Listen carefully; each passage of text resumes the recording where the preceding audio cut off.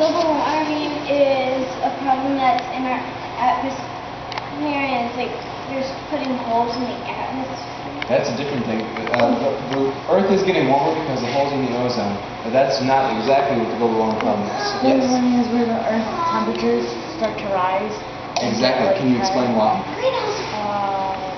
Because it's actually warm or whatever, and there's a lot of it, the temperatures go down. The temperature does go up, and what is the greenhouse effect? It's where it's like, you know how in greenhouses during the winter they're supposed to keep the plants warm. Well, instead of it being winter outside, they have a greenhouse chamber, and that's not what the greenhouse chamber is. But it's called the greenhouse effect. Here's what it is. Have you ever seen in a summer car, is it really, really hot or really, really cold? Really hot. Really hot. Yes, because the glass in your car is letting the heat in. I said it too. I said it. Thank you. It's letting the heat in, but it's not letting the heat out, right? That's why your car gets so hot. Has anyone burned your hand or your leg on the seat of the car? Well, my mom burned his finger. Yeah. Carbon dioxide, this chemical is like the glass in your car. It lets the heat in, but it doesn't let the heat out. So, and that's really, really important, because if that didn't happen at night, the Earth would get so cold we would die. It's like a blanket that keeps us warm. So naturally, God's provided us with this incredible system to keep the Earth, it gets colder at night, but it doesn't kill us. That's because of this amazing property of carbon dioxide. Well, if you put too much carbon dioxide in the atmosphere, what do you think is going to happen? It's all going to get warmer and warmer. Yes, it is. And actually, that's starting to happen. This past year, 2005, was the warmest year we've ever had since we started taking temperature records in 1880. So it's starting to become a really big problem.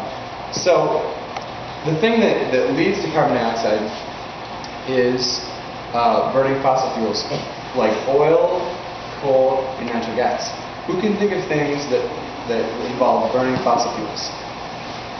Oil turns into gasoline as a hint. It doesn't really have to do anything with the question, but they might have people stop driving their cars. Well, or think of more efficient ways to use cars. So right now we're just thinking about things that involve burning fossil fuels. I know what gas does. Luke. I know what gas does. Okay, but that's not the question. The question is, what processes involve burning fossil fuels? Like, if you can involve gasoline. Well, we fill up our cars, and when we use the grills, then we're using a lot of gas. Yeah, driving a car uses gasoline.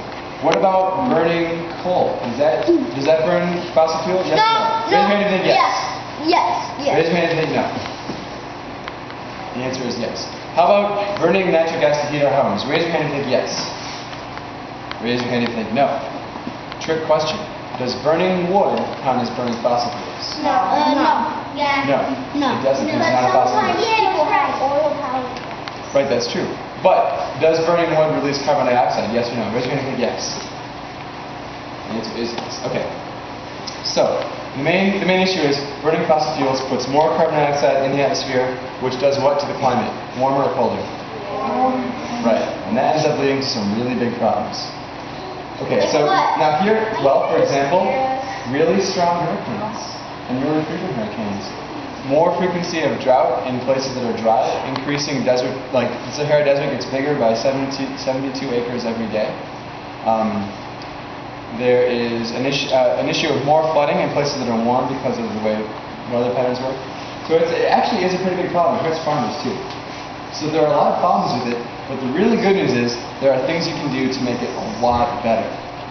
Probably the most effective way you can do it is to turn off lights when you leave a room, unplug something when you're not using it, providing that it won't break it.